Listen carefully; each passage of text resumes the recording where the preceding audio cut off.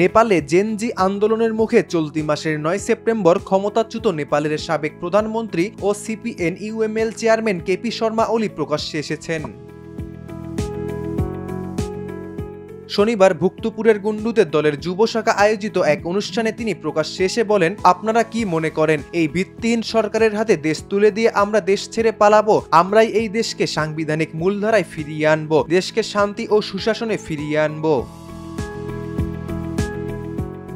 সাবেক প্রধানমন্ত্রী কেপি শর্মা ওলি তার সরকারের বিরুদ্ধে বিক্ষোভে গুলি চালানোর অভিযোগ অস্বীকার করে বলেন, বর্তমান সরকারকে তার নির্দেশের রেকর্ড প্রকাশের চ্যালেঞ্জ ছুড়ে দিলাম। তার দাবি, বর্তমান সরকার জনগণের সমর্থন নিয়ে আসেনি, বরং ভাঙচুর অগ্নিসংযোগের মাধ্যমে সহিংস পন্থায় ক্ষমতায় এসেছে।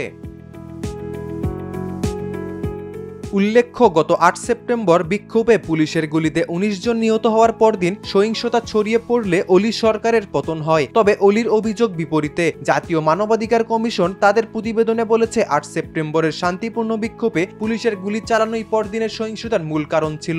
ওলির এই আক্রমণাত্মক বক্তব্য এবং মানবাধিকার কমিশনের প্রতিবেদনকে ঘিরে নেপালের রাজনীতিতে নতুন করে উত্তেজনা সৃষ্টি হয়েছে। কে এম মোরসালিন সৈকত, স্বদেশ প্রতিদিন।